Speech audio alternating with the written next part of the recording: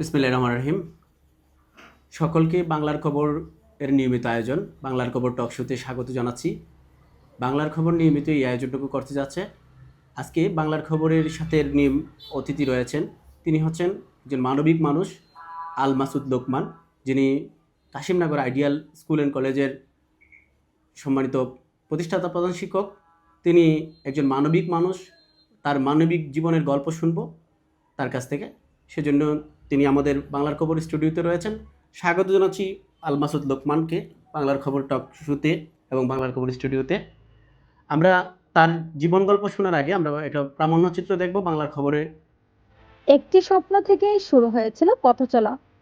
শিক্ষার আলো ছড়িয়ে একটি শিক্ষিত ও মানবিক সমাজ গড়ে তোলার স্বপ্ন নিয়ে 2010 সালে বন্ধু মনিরুল ইসলামকে সঙ্গে নিয়ে একটি ছোট্ট উদ্যোগের যাত্রা শুরু করেন আল মাসুদ লোকমান। পথটা সহজ ছিল না, ছিল নানা প্রতিকূলতা, সীমাবদ্ধতা আর নানা চ্যালেঞ্জ, কিন্তু অদম্য সাহস, আত্মবিশ্বাস ও মানুষের জন্য কিছু করার প্রত্যয় তাকে কখনো থামতে দেয়নি। সেই ছোট্ট উদ্যোগ আজ পরিণত হয়েছে একটি শিক্ষা প্রতিষ্ঠানে। আইডিয়াল কিন্ডারগার্টেন অ্যান্ড হাই স্কুলে বর্তমানে পড়াশোনা করছে 382 জন শিক্ষার্থী। তাদের পাঠদানে দায়িত্ব পালন করছেন 13 জন শিক্ষক শিক্ষিকা। প্রতিষ্ঠাতা ও প্রধান শিক্ষক হিসেবে আল মাসুদ লোকমান শুধু একটি প্রতিষ্ঠান পরিচালনা করছেন না, প্রতিদিন গড়ে তুলছেন নতুন প্রজন্মের স্বপ্ন। এই বিদ্যালয়ের দরজা শুধু সামর্থ্যবানদের জন্য নয়, অসচ্ছল ও মেধাবী শিক্ষার্থীদের অনেকেই এখানে পাচ্ছে বিনামূল্যে পড়াশোনার সুযোগ। প্রয়োজন অনুযায়ী তাদের দেওয়া হচ্ছে বই, খাতা ও স্কুলের পোশাকের সহযোগিতা। একজন মানুষের নিজের জীবনে যতই সীমাবদ্ধতা থাকুক, অন্যের স্বপ্ন পূরণে সে সীমাবদ্ধতা বাধা হতে পারে না। তারই যেন এক বাস্তব উদাহরণ আল মাসুদ লোকমান। শিক্ষা ছড়িয়ে দেওয়ার পাশাপাশি মানুষের পাশে দাঁড়ানো তার জীবনের অন্যতম লক্ষ্য। অসহায় মানুষের চিকিৎসা, রক্তদান, ঘর নির্মাণ কিংবা কারো জীবিকার ব্যবস্থা, সামর্থ্য অনুযায়ী মানুষের পাশে থাকার চেষ্টা করে যাচ্ছেন তিনি। নিজের জীবনের প্রতিকূলতাকে শক্তিতে পরিণত করে অন্যের ভবিষ্যৎ গড়ার এই পথ চলাই আল মাসুদ লোকমানের গল্পকে করেছে অনন্য। কিভাবে শুরু হয়েছিল এই পথ চলা, কি ছিল সেই স্বপ্ন, যে স্বপ্ন তাকে আজও এগিয়ে নিয়ে যাচ্ছে, সেই গল্প এবার শুনবো আল মাসুদ লোকমানের মুখ থেকেই। তো আল মাসুদ লোকমান, আমরা আপনাকে বাংলার খবর স্টুডিওতে স্বাগত জানাচ্ছি। আসসালামু আলাইকুম রহমতুল্লাহ বারাকাত। আমাকে আমন্ত্রণ জানানোর জন্য আন্তরিক ধন্যবাদ ও মোবারকবাদ। আমরা শুরুতেই আল মাসুদ লোকমানের কাছে জানতে চাইব, সেটা হচ্ছে আল মাসুদ লোকমান আপনার জন্ম থেকেই বাম হাতটি নেই। জি, এটি নিয়ে আপনার ছোটোবেলা যে ছোট জীবন পরিবারের বেড়ে ওঠার অভিজ্ঞতাটা আমাদের সাথে শেয়ার করছি জি। আমাদের বাংলার খবরের দর্শকদের জন্য। আসলে আমার জন্মগতভাবে বাম হাত নেই। বাম হাত না থাকার কারণে, যেহেতু আমাদের জন্মটা হচ্ছে প্রত্যন্ত গ্রামে, হয়তো অনেকে যারা ছিল, যারা পড়াশোনা তেমন করে না, তাদের কাছ থেকে বিভিন্ন ধরনের বিভিন্ন কথা শুনতে হয়েছে। মোটামুটি একটা জীবন পেরিয়ে আলহামদুলিল্লাহ এখন অনেক শান্তিতে আছি, এবং আমি মনে করি ওই কথাগুলো আমার জীবনের জন্য আশীর্বাদ স্বরূপ। তাদের এই কথাগুলোর কারণে আমি আজকে একটা পর্যায়ে চলে আসতে পারছি।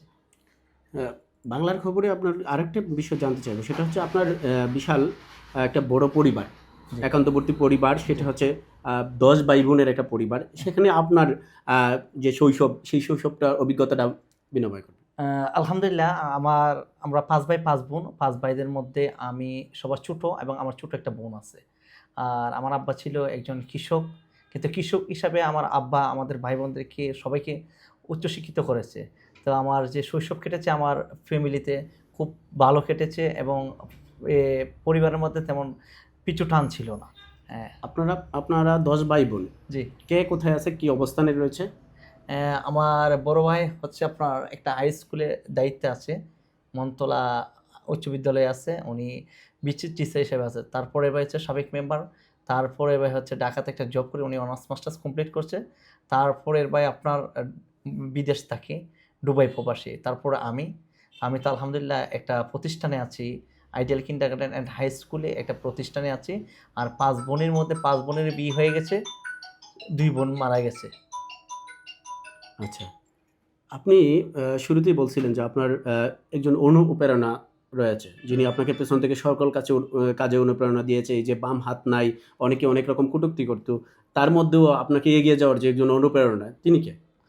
উনি আমার মা। উনি আমার মা ওইটা বলতো, আমার এটা একটা আস্থা বিশ্বাস ছিল যে পৃথিবীতে সকল কিছু আপনার মিস হতে পারে, একমাত্র মায়ের দোয়া মিস হয় না। বন্দুকের গুলি মিস হতে পারে, মায়ের দোয়া মিস হয় না। মা এটা বলতো, তুমি ভালোভাবে পড়াশোনা করো, ইনশাল্লাহ তুমি প্রতিষ্ঠিত হবে। হ্যাঁ, আল্লাহ তোমার সাথে আছে। ওইটা আমার সবচেয়ে প্রেরণার একটা জায়গা ছিল, সবচেয়ে একটা আবেগের জায়গা ছিল। উনি আমার মা ছিল। তিনি কি এখন আর দুনিয়াতে নেই? না, উনি 2015 সালে মারা গেছে 26 এপ্রিল। আপনি যদি এখন মা থাকতেন, তাকে কি বলতেন? মা থাকলে ওই তো মাকে নিয়ে আমি অনেক গর্ব করতাম। ওই তো মা আমাকে দেখে অনেক কান্না করতো। আজকে ওই পর্যায়ে চলে আসছে। আলহামদুলিল্লাহ, সমাজে বিভিন্ন জায়গাতে মানুষ আমাকে স্নেহ করে, বড়রা আমাকে স্নেহ করে, ছোটরা আমাকে সম্মান দেয়। অনেক একটা ভালো জায়গা মোটামুটি সমাজে আমাকে একটি স্থান দখল করে আছে। আচ্ছা, এই যে আমাদের কাছে অনেক অভিজ্ঞতা বিনিময় করছেন, এর মধ্যে এমন কি কখনো জীবনে মনে হয়েছে যে আমি আর পারছি না, আমি এখন থেমে যাওয়া উচিত, এরকম কি কখনো মনে হয়েছে আপনার? না, এরকম কোনো সময় মনে হয় না আমার। কারণ মানুষ আসছে পৃথিবীতে একটা ক্ষণিকের জন্য। কোনো না কোনো সময় তাকে এই জগৎ ছেড়ে পরপারে চলে যেতে হবে। আমি চেষ্টা করি এবং আল্লাহর কাছে আমি দোয়া করি যেন আমি যতদিন পৃথিবীতে বাঁচি, যে না আমি প্রাণান্তকরভাবে আমি মানুষের জন্য এবং জীবনের জন্য, মানুষের জন্য যেন আমি কাজ করে যেতে পারি। এবং মানবিক কাজ করতে গিয়ে অনেক বাধার সম্মুখীন হয়েছি। হয়তো বিভিন্ন মানুষের কটু কথা শুনতে হয়েছে, কিন্তু আল্লাহর রহমতে আমি কোনো পিছপা হই না। এই যে শারীরিক প্রতিবন্ধকতাকে কাজে লাগিয়ে পড়াশোনা, এই পড়াশোনা কতটুকু এখন পর্যন্ত কোন পর্যায়ে রয়েছেন? আমি অনার্স মাস্টার্স করেছি। আপনি এসএসসি 2011, এইচএসসি 2013, আর অনার্স হচ্ছে 13-14 সেশন। আমি মাস্টার্স করেছি ব্রাহ্মণবাড়িয়া সরকারি কলেজ থেকে। এখন আমি ল করতেছি, ব্রাহ্মণবাড়িয়া সরকারি কলেজে লতে পড়াশোনা করতেছি। আসলে লতে পড়াশোনার কেন বা আইনে কেন যাওয়ার ইচ্ছে জাগে? না, লতে পড়াশোনা, আইনে যাওয়ার ইচ্ছে থাকলে এটা একটা অভিজ্ঞতার জন্য। সমাজে দেখা যাচ্ছে অনেক মানুষ, হ্যাঁ, অন্যায় কারণে তারা মামলার শিকার হচ্ছে, কিন্তু হ্যাঁ, আমাদের তারা আদালতে গেলে তারা সেবাটা পাচ্ছে না। আমি চাচ্ছি যে আমাদের প্রত্যন্ত এলাকাতে আমি যদি আল্লাহ তাআলা যদি আমাকে মানবিক একজন আইনজীবী হিসাবে কবুল করেন, আমি যেন তাদের জন্য কাজ করতে পারি, এই ইচ্ছা থেকে আমি লতে ভর্তি হওয়াটা। এই যে আপনার পড়াশোনার মধ্য দিয়েই একটা kindergarten and high school, ideal kindergarten and high school প্রতিষ্ঠার ইচ্ছা জাগলো, কেন এই ইচ্ছাটা বা এই ইচ্ছা শক্তির সাথে আরেকজন যুগ হলো, আপনার একজন বন্ধু, কিভাবে এটা হলো? আসলে আমার ছোটোবেলা থেকে একটা ইচ্ছে ছিল যে আমি মানুষকে পড়াবো এবং সমাজে যারা আছে প্রত্যেকটা ঘরের মধ্যে মানুষ, মানে যারা মোটামুটি যারা স্বাবলম্বী না, তারা পড়াশোনা করতে পারে না, যে আমার তাদের জন্য একটা ইচ্ছা ছিল যে তারা যাতে পড়াশোনা করে। তা আমি 2011 সালে এসএসসি পরীক্ষা দিয়ে আমি আরিসপুর আছিয়া খাতুন সরকারি প্রাথমিক বিদ্যালয়ে আমি এখানে দীর্ঘ 3-4 মাস যখন এসএসসি পরীক্ষার পরে অবসর থাকে, সেখানে আমি স্যারের অনুমতিক্রমে, আমার স্যার সদরে কাদের স্যার বানিয়াপাড়া, ওনার বাড়ি, উনি প্রধান শিক্ষক ছিল, ওনার অনুমতিক্রমে সেখানে 3 মাস আমি তাদেরকে পড়াশোনা করালাম। এর মধ্যে আমার একটা ইচ্ছা ছিল যে না, আমাকে মানুষের পাশে দাঁড়াতে হবে, মানুষকে আমার আর্থিকভাবে স্বাবলম্বীর পাশাপাশি আমি কলমের মাধ্যমে তাদেরকে শিক্ষাদান করতে হবে। এই একটা স্বপ্ন ছিল। তারপরে আমার একটা বন্ধু, উনি ছিল তখন প্রধান শিক্ষকের দায়িত্বে, আমার বন্ধু মনিরুল ইসলাম। হ্যাঁ, উনি আমার বন্ধু, প্লাস অনেক আন্তরিক একজন মানুষ। ওনাকে বললাম যে ভাই দেখেন, আইডিয়াল কিন্ডারগার্টেন একটা হাই স্কুলে আমাকে নেওয়া যায় কি না। উনি আমাকে বন্ধু হিসাবে উনি এখানে নিছে। নেওয়ার পরে উনি আন্তরিকতার সাথে বলছে যে না, আপনি আমার দায়িত্বটা পালন করুন। এবং আমরা আজকে স্কুলের মধ্যে প্রায় 400 জন শিক্ষার্থী আছে। 400 জন শিক্ষার্থীর মধ্যে প্রায় 200 জন শিক্ষার্থী তারা আপনার ফ্রিতে পড়াশোনা করতেছে। তাদের ড্রেসের ব্যবস্থা, তাদের খাতা কলমের ব্যবস্থা, এবং আমরা অফার দিয়েছি যারা বৃত্তি পায় তাদেরকে আমরা বিনা বেতনে পড়াই। যারা বৃত্তি পায় সে বৃত্তশালী হোক, যদি সে বৃত্তি পায়, সিচুয়েশনের বৃত্তি বা প্রাইমারি বৃত্তি পায়, তাকে আমরা বিনা বেতনের জন্য পড়াশোনার সুযোগ দিই। এই স্কুলটা শুরু করতে কেমন প্রতিবন্ধকতা হয়েছে? যে এই এখন পর্যন্ত কিন্তু বিভিন্ন সমস্যা আমরা শুনি, এই সমস্যাগুলো কি এখনো ফেস করতে হচ্ছে কিনা? স্কুলটা শুরু করছিল আমাদের সদ্যীয় প্রতিপলচার এবং আরিসপুরের ফারুক আঙ্কেল, জৈনাল ভাই, ইনকাম ট্যাক্সে যিনি চাকরি করে। পূর্ববর্তী একটা পর্যায়ে এসে ওনারা যখন চাকরি ছেড়ে চলে গেছে, তখন আমার বন্ধু মনিরুল ইসলাম এবং আমাকে, হ্যাঁ, যে কোনো একটা ভাবে ওনারা আমাদেরকে দিয়ে গেছে স্কুলটা। হ্যাঁ, তারপর থেকে আমরা যখন স্কুলটা নিচ্ছি, স্কুলটা আলহামদুলিল্লাহ মোটামুটি প্রচুর স্টুডেন্ট আসা শুরু করলো। এর মধ্যে কয়েকবার বেঞ্চ ভেঙেছে দুর্বৃত্তরা, এবং অফিসের থেকে অনেক জিনিসপত্র নিয়ে গেছে। তা আলহামদুলিল্লাহ এই পর্যায়ে এসে এখনও আল্লাহর কাছে কৃতজ্ঞতা, এখন আর তেমন প্রতিবন্ধকতা নেই। আচ্ছা, আপনি বললেন যে স্কুলের এই যে গরিব অসহায় ছাত্রী রয়েছে, তাদেরকে আপনারা বই, খাতা, কলম, স্কুল ড্রেস এগুলা সরবরাহ করে থাকেন আপনাদের পক্ষ থেকে, স্কুলের পক্ষ থেকে। এটা আসলে কিভাবে সম্ভব হয়? এই অর্থনৈতিক যোগানটা কারা দিচ্ছে? এটা অর্থনীতির যোগানটা দিচ্ছে সমাজের যারা মোটামুটি বিত্তশালী আছে, যারা মানবিক মানুষ আছে, দেশ ও প্রবাসে যারা আছে, তাদের যারা আমাদেরকে পছন্দ করে এবং আমাদের শুভাকাঙ্ক্ষী যারা আছে, তাদের কাছে যখন বলি যে আমাদের একটি স্টুডেন্ট ও অর্থনৈতিক খুব সংকটে আছে, তাকে যদি আপনি একটা ড্রেসের ব্যবস্থা করে দেন বা এক সেট বইয়ের ব্যবস্থা করে দেন, সে পড়াশোনা করতে পারবে। যখন ওনারা এগিয়ে আসে তখন আমাদের জন্য বিষয়টা সহজতর হয়, বিশেষ করে প্রবাসীরা। আপনি তো শিক্ষার পাশাপাশি রক্তদান নিয়ে কাজ জি করছেন। জি এই রক্তদানে যে যাদেরকে সহযোগিতা করতেছেন, তারা অনেকে অনেক রকম কথা বলে। এর মধ্যে আপনি যে রক্তদানের দিতে গিয়ে কোনো সমস্যার সম্মুখীন হয়েছে কিনা? রক্ত দিতে গিয়ে অনেক না, সময় রক্ত দিতে গিয়ে কোনো সমস্যার সম্মুখীন হয় না। যখন পাস্টে আমি যখন রক্ত দিতে চাই, আমি প্রায় ৯ বার রক্ত দিয়েছি। তখন ডাক্তার আমাকে দেখে অবাক যে, "আপনি এক হাত নাই, আপনি রক্ত দিতে আসছেন?" তো আমি বলছি, "কোনো সমস্যা নেই।" তো আলহামদুলিল্লাহ আমাদের একটা রক্তদান সংগঠন আসছে। আমাদের ছোটো ভাই মিনার এবং নাজিম, জয়নাল, জহির স্যার, উনারা একটা রক্তদান সংগঠন করেছিল। এটার উদ্যোগে প্রায় ৪ থেকে ৫০০ লোককে রক্ত দেওয়া হচ্ছে। এটা চলমান আছে রক্তদান আচ্ছা, সংগঠন। আপনি তো অনেকে গড় নির্মাণ করে দিয়েছেন, ব্যবসা প্রতিষ্ঠানের জন্য পুঁজি দিয়েছেন। হ্যাঁ। এইরকম একটা অনুপ্রেরণা কেন আসলো? এইরকম মানবিকতা কেন জন্ম হলো যে আমি এই কাজগুলো করতে হবে? আসলে আমি একটা প্রতিষ্ঠানে যাওয়ার পর থেকে, ছোটোবেলা থেকে অনেকে আসে যে কিছু দেওয়ার জন্য, কিন্তু যতটুকু পারি আমার টিউশনির টাকা থেকে, মানুষের টাকা থেকে আমি দেওয়ার চেষ্টা করি। এখন দেখা যাচ্ছে প্রতিনিয়ত আমি যখন একটা অবস্থানে আছি, একটি স্কুলে আছি, হ্যাঁ, ১০টা থেকে ৪টা পর্যন্ত স্কুলে থাকতে হয়। আমি সকালে চলে যাই, সকাল থেকে মাগরিব অবধি পর্যন্ত স্কুলে থাকি। তখন বিভিন্ন মানুষ আসে তাকে সহযোগিতা করার জন্য। তাই আমি ভাবলাম যে আমি থাকবো ঘরের মধ্যে, আরেকজন ঘর ছাড়া থাকবে, পানির মধ্যে থাকবে। এই আমার একটা অনুভূতি কাজ করতো। আমি খাবো, আরেকজনে খাবে না। হ্যাঁ, আমি আমার আত্মীয়স্বজনরা পড়াশোনা করবে, উনার ছেলে-মেয়ে পড়াশোনা করবে না। ওই জায়গা থেকে, ওই অনুশোচনা থেকে, যে আরেকজনের প্রতি আমার একটা মায়া, মমতা, ভালোবাসা থেকে উনাদের পাশে দাঁড়ানোর জন্য আমি উদ্বুদ্ধ হয়েছি। এ পর্যন্ত কতজনকে গড় নির্মাণ করে দিয়েছেন? আনুমানিক ১০ জনকে ঘর নির্মাণ করে দিয়েছি এবং একজন মুসলিম ভাইকে একটা অটোর ব্যবস্থা করে দিয়েছি। যাকে মুসলিম করেছেন, তার এই যে অটো রিকশা দিয়েছেন, তার এখন কি অবস্থা? হ্যাঁ, আলহামদুলিল্লাহ যে অটোরিক্সাটা ছিল ওইটা সে বেচে আরেকটা ভালো অটোরিক্সা কিনেছে। তার সাথে প্রায় ১৫-২০ দিন আগে দেখা হয়েছিল। সে বলছে স্যাটিসফাইড। সে বলতেছে যে, "আসলে ভাই আপনি যে অটোরিক্সাটা দিচ্ছেন এটার জন্য অনেক ভালো লাগতেছে। মানে এটা দিয়ে সংসার খুব সুন্দরভাবে চলছে।" তখন হৃদয়ে একটা অনুভূতি জাগলো, একটা শান্তি জাগলো। এটা মনে হচ্ছে যে আসলে আমি যদি ৫ তলা বিল্ডিং করে থাকতাম, মনে হয় আমার এত শান্তি পাইতাম না। এই যে আমরা চৌমুহনী ইউনিয়নের সমজদিপুর গ্রামের যে একজন ইমাম হোসেন নামের একজন লোককে, আপনি যুবককে একটা দোকান গড় দিয়েছেন, বা পুঁজিও দিয়েছেন। এই যে এটা কিভাবে সম্ভব হলো এবং তার কাছ থেকে এখন কি অবস্থা তার যে দোকানে? এটা সম্ভব হয়েছে আমার একজন শুভাকাঙ্ক্ষী, উনি কানাডা থাকে। উনাকে যখন বললাম, উনার দুর্বলতাটা বললাম, ইমাম ভাইয়ের দুর্বলতাটা বললাম যে, উনাকে যদি আপনি একটু বে মানে ব্যবসার ব্যবস্থা করে দেন, উনি সুন্দরভাবে চলাফেরা করতে পারবে। উনার তো বাড়িঘর কিছু নেই। তখন ওই কানাডা প্রবাসী ভাই, উনি আমাকে ব্যবসার জন্য টাকা দিয়েছে। আলহামদুলিল্লাহ উনি দৈনিক ১২০০ থেকে ১৫০০ টাকা বেচে আমাদের স্কুলেই সকাল থেকে আপনার ১২টা পর্যন্ত বেচতে পারে। উনার দৈনিক ৫০০ টাকা থাকে। এই যে এককালীন অনুদান দিয়ে অনেকেই সহযোগিতা করা আর ব্যবসা প্রতিষ্ঠান দিয়ে তাকে স্বাবলম্বী করা, কোনটাকে আপনি প্রাধান্য দিতে চান? আমার প্রাধান্যটা হচ্ছে কেউ যদি আমি তাকে টাকা দিলাম, সে টাকা দিয়ে যদি সে আজীবন চলতে পারে, এখান থেকে সে ব্যবসা করতে পারে, আমার ওইটা ভালো লাগে। যে আমি একজনকে টাকা দিলাম ৫,০০০ টাকা, সে ১ মাসে শেষ করে ফেললো। কিন্তু পরবর্তীতে সে আবার আমার কাছে আসবে।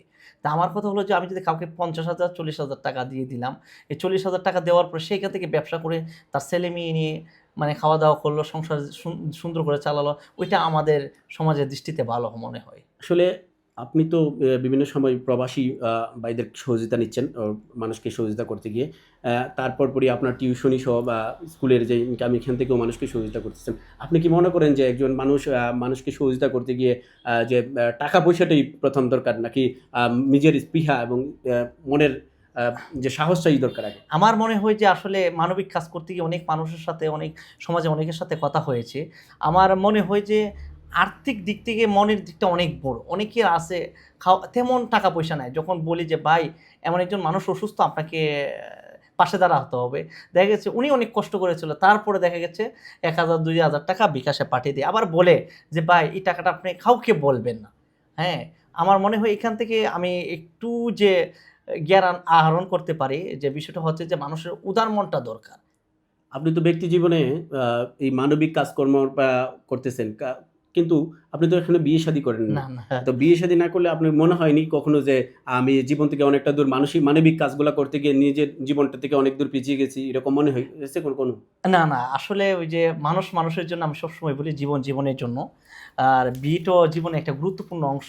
ইসলামে একটা ফরজের মতো অন্যতম একটা গুরুত্বপূর্ণ কাজ হলো যে বিয়ে করা। ইনশাআল্লাহ চেষ্টা চলতেছে, বিয়ে ইনশাআল্লাহ করে ফেলবো। আপনি যারা সেই ছোটবেলা আপনি বলছিলেন আমাদেরকে যে ছোটবেলায় অনেকেই আপনাকে নিয়ে হাতের এই প্রতিবন্ধকতা বা প্রতিবন্ধকতা নিয়ে কথা বলতো, কটূক্তি করতো। আজকে যদি তাদের সামনে আপনি যান, তাদেরকে নিয়ে আপনি কি বলতে চান? তাদের উদ্দেশ্যে কি বলতে চান? না, আজকে যারা ছোটবেলা আমাকে নিয়ে কটূক্তি করতো, আলহামদুলিল্লাহ তাদের কটূক্তির কারণে আমার ভিতরে একটা ইচ্ছা জাগছে যে না, আমাকে একটা কিছু করতে হবে। আল্লাহ তাআলা আমাকে একটা পর্যায়ে নিতে হবে। নামাজ পড়ে আল্লাহর কাছে কান্নাকাটি করতাম। কিন্তু আল্লাহ তাআলা আমাকে একটা পর্যায়ে নিয়ে আসছে। কিন্তু আশাবাদী যে এই সমাজ পরিবর্তনের জন্য, এই রাষ্ট্র পরিবর্তনের জন্য, মাদকমুক্ত সমাজ গঠন করার জন্য যারা আমাকে কটূক্তি করতো, তাদেরকে নিয়েই আমি বর্তমান সমাজ পরিবর্তনের জন্য অগ্রণী ভূমিকা রাখতে চাই। আপনি তো এই মানুষের পাশে দাঁড়াচ্ছেন, বারবারই সবসময় মানুষের পাশেই থাকছেন। হুম। আপনার কাছে মনে হয়েছে জীবনের সবচেয়ে বড় অর্জন কি? এই ক্ষুদ্র জীবনে আপনার সবচেয়ে বড় অর্জন কোনটা? আমার মনে হচ্ছে যে ক্ষুদ্র জীবনের সবচেয়ে বড় অর্জন হলো যে দেখা যাচ্ছে এলাকার অনেক শিল্পপতি আছে, অনেক কোটিপতি আছে, অনেক বড় লোক আছে। মানুষ যখন একটু সমস্যায় পড়ে, আমি যখন স্কুলে থাকি, আমি আর আমার পার্টনার মনিরুল ইসলাম স্যার, উনি অত্যন্ত ভালো মানুষ, উনার কাছে আমার কাছে আসে যে সহযোগিতা করে। তখন ওনাদেরকে বলে, দেখেন আমার তো চাকরি নাই, আমি কীভাবে সহযোগিতা করব? তখন বলে, বাবা কোনো না কোনোভাবে তুমি সহযোগিতা করতে পারবা, একটু চেষ্টা করো। কিন্তু দেখা যায় কোনো না কোনোভাবে একটা চেষ্টা হয়ে যায়। যেমন কিছুদিন আগে, প্রায় ৮-১০ দিন আগে আমাদের গ্রামের একজন ক্যান্সার রোগী, উনাকে আমরা প্রায় ৩২,০০০ টাকার মতো দিয়েছি। তো কল্পনা করতে পারি না ওনাকে আমরা ৩২,০০০ টাকা দিতে পারবো। এটা আমার, এটাই মনে সবচেয়ে ভালো লাগে যে মানুষ একটা আশা করে, মানুষ একটা মানে আস্থা রাখে আমাদের উপর যে ওই লোকটা দ্বারা কিছু একটা সম্ভব হবে। আগামী ৫ থেকে ১০ বছর পরে আপনি নিজেকে কোথায় দেখতে চান? আমি আগামী ৫ থেকে ১০ বছর পরে আমি চাচ্ছি যে ব্যাপক আকারে মানুষের পাশে দাঁড়াতে, এবং আমি যাতে পরিশুদ্ধভাবে, এবং মানুষ যে আমানত আমার কাছে যে সঠিকভাবে যেন মানুষের আমানত পুঙ্খানুপুঙ্খানুভাবে মানুষের কাছে পৌঁছে দিতে পারি, এটাই আমি সর্বদা চেষ্টা করি। আল্লাহর কাছে বলি যে আমার দ্বারা যাতে মানুষের ১ টাকা মানে ক্ষতি। নতুন পেপসোডেন্ট অ্যাডভান্সড সল্ট, লবণের অনন্য ফর্মুলা ও প্রাকৃতিক উপাদানে তৈরি, যা প্লাক দূর করে ও মরিকে রাখে সুরক্ষিত। আমি চাচ্ছি, এবং আমাদের একটা মানবিক টিম গঠিত হয়েছে মাধবপুরের সাইদ বুরহানুদ্দিন ভাই সহ, আমরা প্রত্যেকটা ইউনিয়ন কেন্দ্রে একটা মানবিক টিম গঠন করেছি। আমরা চাচ্ছি যে প্রত্যেকটা গ্রামে, প্রত্যেকটা পাড়া মহল্লা যারা অসহায় আছে, তাদের কাছে আমরা আমাদের যে যতটুকু সামর্থ্য আছে মানুষের সহযোগিতা নিয়ে তাদেরকে যে আমরা সচ্ছল করতে চাই। এই যে আপনার স্কুল, আপনি কি স্বপ্ন দেখেন এই স্কুলটাকে নিয়ে? ভবিষ্যৎ কি? আসলে স্কুলটা এলাকাবাসী, স্কুলটা সবার। হ্যাঁ, স্কুলটা আমরা দুইজন প্রতিষ্ঠাতা আছি, মনিরুল ইসলাম স্যার, আমি। আমরা চাচ্ছি যে স্কুলটা একটা অত্যাধুনিক একটি স্কুল গঠন করার জন্য। এটার জন্য আমরা প্রাণপণ চেষ্টা করে যাচ্ছি স্কুলটাকে যাতে একটা মানসম্মত একটা এখানে স্কুল হয়। কি প্রতিবন্ধকতা রয়েছে যে স্কুলটাকে ওই মানসম্মত পর্যায়ে নেওয়ার ক্ষেত্রে? এখানে আসলে প্রতিবন্ধকতা রয়েছে। আমরা যেরকম একটা সমাজ চাচ্ছি, ওইরকম একটা সমাজ আমরা পাচ্ছি না। তার পিছনে আমাদের কারণ হচ্ছে দীর্ঘদিনের একটা সমাজের মধ্যে একটা জঞ্জাল জংকার একটা পড়ে আছে।